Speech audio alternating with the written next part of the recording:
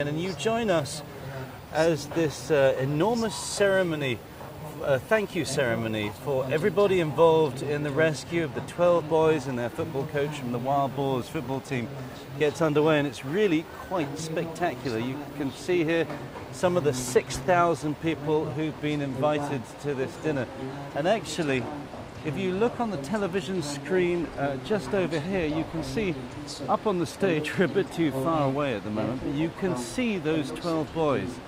They've come down from Chiang Rai up in the north of Thailand today, and they're being introduced to the crowd. The Thai government's been quite careful to make sure that they haven't been overexposed to the media since their release. They took quite a lot of time in hospital and then being reintroduced to their family, trying to gently ease them back into normal life after their very extraordinary experience. I think if we go down to the front, we can probably get a slightly better view of them. Also, if at any stage anybody watching has any questions, please feel free to ask. We were covering the cave rescue from the very beginning. We were one of the first media crews there 2 days after the boys disappeared. And we saw the whole drama unfold up till 10 days when it was thought that they were lost. I think at that stage, frankly, many people, including their families, were almost on the point of giving up hope. But thankfully, those people inside the caves didn't. They pressed on and they managed to get them out rather amazingly. And again, the rescue itself was an extraordinary operation. And we saw during that period thousands of people giving their time, giving their expertise, many just donating what little they could and trying to help out. There was a huge delegation from the Thai Army and Navy, some of those senior figures we can see here marching in. This is, as I said, an enormous event today. It's been part of central Bangkok's actually been closed off. This is normally a busy thoroughfare heading in the area outside Parliament and Government House, but today it's been shut down. They put out all these banquet tables. A lot of those involved have also been going up to receive certificates for their recognition. You can see here some of the waiting staff. They're distributing drinks and food, and they're dressed up in the clothes of the hill tribes of northern Thailand. Of course, Chiang Rai, far, far away from Bangkok, about as far as you can get, frankly, right on the edge of the border. The caves themselves were very close to the border with Myanmar, in a very remote part. Whoops, sorry, just getting in the way there. If we come up to the stage, the boys came in a little while ago and actually seem now to have moved off, but their reintroduction into society has been relatively slow. They've been kept for the most part away from the media. I think the government said it was very keen after this incredibly traumatic experience that they didn't expose them too much. Of course, many media organizations, both here in Thailand and from overseas, have been clamoring to get access to them. It was a story that really captured the imagination of the world, both for the drama, but also, I think, seeing all of these people coming together and working so hard. And frankly, you know, with stories like this, and I've covered my fair share, I think many of us at a certain point thought that there was very little chance of seeing those boys again. And it is quite miraculous that they're here 2 months later today. They are now somewhere in this melee of people. Rather hard to see them. If we just move forward, I think we can probably get a view. If you look at it, a lot of these tables have guests from the military, as we just said, also Thailand's civilian rescue services. A lot of these people are volunteers. You can see some of them here in the red uniform and the blue uniform there. Those are civilian rescue teams, some of whom were based up in Chiang Rai. There's a gentleman here from the ambulance rescue service. And it was really astonishing to see how many people, more search and rescue people here. A lot of these actually, if you look on the back of this, you can see the Chinese character. A lot of these actually are originally funded by overseas Chinese organizations, and they have been very well established in Thailand as part of rescue efforts. Of course, in a lot of Thailand there is not actually an ambulance service, so a lot of those rescue efforts do rely very much on volunteers. Now, if you come over here, I think we can just see that table over there is where the boys have been settled. I would imagine they've had a pretty busy day today. They've been out at one of Bangkok's largest shopping centres where there's been an exhibition showing some of the tools that were used in that rescue effort, including the submarine that was donated by Elon Musk, which was quite controversial in the end, wasn't actually used. But the boys are all over there. I can't actually see Coach Egg. He's the one he remains in a monastery. I saw him in some of the media coverage earlier today. And we can also see some members of the US military. They were part of a team that came down from their base in Okinawa, and a central part of that rescue team. Of course, that diving team was led by 2 British divers. They don't appear to be here today, but it was very interesting to see how quickly that the cave diving community managed to pull together and get people into this remote part of Thailand. We're going to move away here because I think there's a little bit of concern that the Prime Minister's about to arrive, so we're being gently ushered out of the way. But we'll show you a little bit of the other celebrations that are going on. Lots of civil servants here. They're all enjoying a sumptuous meal of what looks like, I think it's a meal designed to reflect some of the best Thai cuisine of northern Thailand. It is a very different part of Thailand. Actually, we can go and have a look over here at some of the food that's being prepared. It's interesting that during the cave rescue, actually, there was a kitchen put on for a lot of the volunteers and the rescuers by His Majesty the King, and you know, one of the things that the press noted was that there was very good food available, even in some of the trying circumstances during the rain, the mud and the wet outside Tham Luang cave. We've got some little samples of what looks like deep fried pork and some sausages here with the flags representing some of the international teams that came. Some Thai desserts here. We seem to have some rather large hams. Now, those don't think are representative of northern Thai cuisine, but I think a little bit on offer today. The sentiment, I think, is that this was very much an international rescue. Thailand, I think, has been expressing. If you arrive in Thailand today on Thai Airways planes, they play a little message from the boys saying thank you for all of their help. And I think people here were very touched by the reaction of the world, the emotional outpouring. I mean, there do remain some very considerable questions.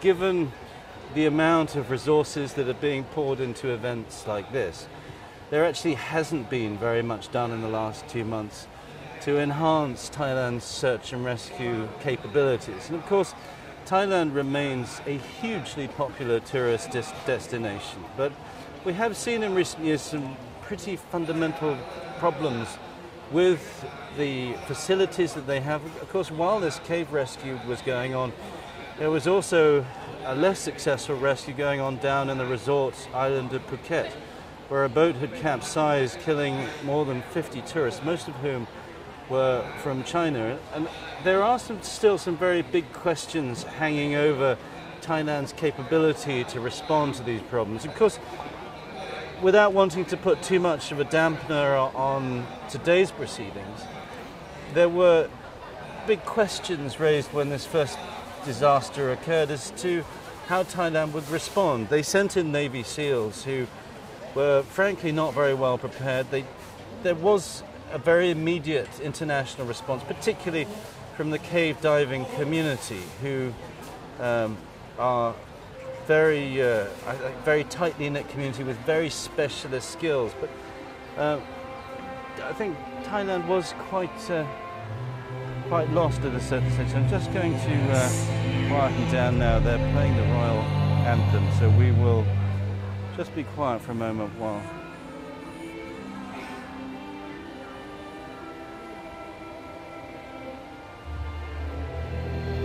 somebody's just made mention of the diver who died, the diver Sanam, a former Thai Navy SEAL. He was involved in the rescue team as part of a group of ex-Navy SEALs who went up, again, volunteers trying to do their best. And his death came at a point 2 days after the boys had been found. And at that stage, everybody was full of joy and hope that these boys, against all expectations, had been found. And I think it was felt that their rescue would be something of a formality. But what hadn't quite been understood, I think, by the world watching this drama unfold was just how complicated the rescue was. The diver Sanam, who was exceptionally well qualified, he was a Navy SEAL. He'd gone through all the rigorous training that Thai Navy SEALs had to go through and continued, even though he had left the armed forces, to be very fit. He was a triathlete. He used to participate in triathlon, so he was obviously incredibly fit and would have been very ready for the physical endeavors of the encounter. But he was caught in one of these long passageways that the divers had to go through. He was one of the support team, laying down air tanks so that the lead divers could go in and supply the boys. And I think that, tragic as it was, it sent home to people watching around the world just how complicated the escape was going to be. And we've since talked to some of the divers involved in that, and I think everybody says before they managed to get the boys out, there was a feeling that they would get some of them out, if not most of them, but there were bound to be some casualties because of the extreme risk. These were boys, in some cases, who couldn't swim, none of them could dive, who were going to have to be taken on an incredibly complicated dive through very confined spaces of about 2 hours. And this is, I have to say, as somebody who watched this unfold, it's still quite incredible to me that they managed to get them all out unscathed. And I think it's testament to the skills of those divers that they managed to find a way to do it. They did it in a controlled way. They took 4 out the first day, 4 out the next, and the remainder on the third. And it's hard to find any other word for it, but something of a miracle. But I think that undersells perhaps the skills of those involved and the contribution of everybody here. There is one other interesting question that the cave rescue raised, and that is that 3 of the boys who were stuck in the cave and Coach Egg, it was revealed as the drama was unfolding, were also stateless, as are many people in that area.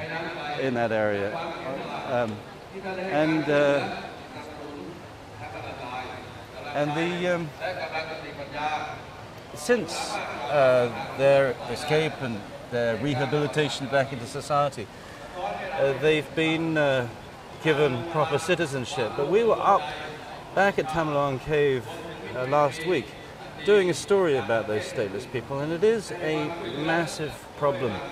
There are about 430,000 people in those areas who have no legal status. They have papers that show their place of residence, but they don't have Thai citizenship, even though they were born in Thailand. In some cases, their parents are born in Thailand. And they were, the 4 who came out of the caves have had that problem resolved, but it is a huge problem for many other people in that region. I'm just pausing slightly because the Prime Minister is just on stage, and he's reading a speech welcoming distinguished guests. It says the Royal Thai government is sincerely grateful for your outstanding efforts and expertise in dealing with so many daunting challenges and difficulties. I think the Thai government also very keen to capitalise both on the exposure it got from this story and I think justifiably the response from the rest of the world. The Prime Minister saying there that this rescue operation represents an important event in history.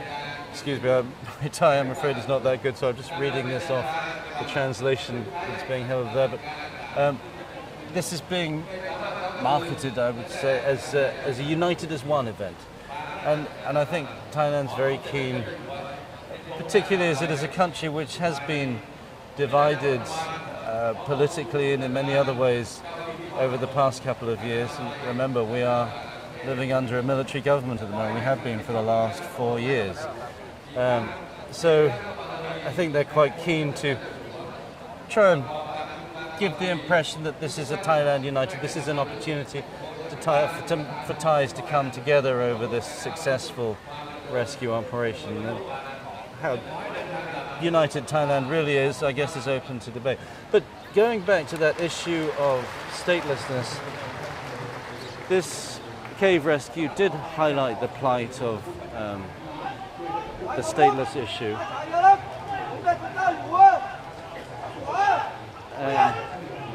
Not sure what's going on. I think it's salute here. One has to be aware with Thailand's military government that everything is run with military precision, sometimes rather unnervingly by the military, which is a little unnerving at times, but some vigorous saluting going on over there. But the plight of the stateless people in Thailand has now sort of been brushed to one side as the story has moved on. And that is a bit of a problem, because it's a huge problem for the more than 430,000 people who still don't have visas. We spoke to some boys of around the same age as the ones who were trapped in the cave about their stateless status, and it's hugely frustrating for them. They've been trying for more than a decade to get their papers, and it still hasn't come through. So I think while the Thai government is concentrating on events like this, it has slightly brushed over some of the more uncomfortable realities that the cave rescue exposed. But again, this is a day of celebration. You can see a lot of people are going to be going up through the course of the evening, going to collect these certificates that have been personally assigned to them by the king. He was very involved in overseeing this operation. He made certain donations, the food that went into the volunteers. He was overseeing a lot of the government responses and sent messages of support to the families who were waiting. Ah, yes, we can see one of these ceremonies now, and people waiting to receive their certificate of thanks. And these are members of civil society, civilian bureaucracy from up in Chiang Rai, volunteers, members of the armed forces, some of the foreigners who are involved. And again, this was an international operation, both from the divers who got into the cave, but also the cave explorer Vern Unsworth, who really raised the alarm internationally. He lives up in Chiang Rai and knows those cave systems very well, probably better than anybody else. And he was the first one to really set off the alarm with the international community, and that was a very sensible thing to have done. We did see, when we arrived after 48 hours, a lot of chaos, frankly. I think the Thai authorities didn't really know how to respond. They hadn't had an emergency like this, so they were slightly stumped. Vern managed to point them in the right direction, was pretty deeply engaged with the rescue after that. So it was an international affair, and that international aspect is now being recognized. Well, I think this is going to go on for some time. This dinner, these ceremonial presentations will carry on for the next couple of hours. As I said, we've got 6,000 people here who've traveled mainly from Chiang Rai, but also from here in Bangkok to take part in this event. So from me, Tony Cheng, live in the center of Bangkok at this event, united as one, a celebration of the rescue of the 12 boys of the Wild Boars football coach. And I think everybody here very happy that after covering that event and seeing the drama unfold, that this really 2 months later is a very happy conclusion.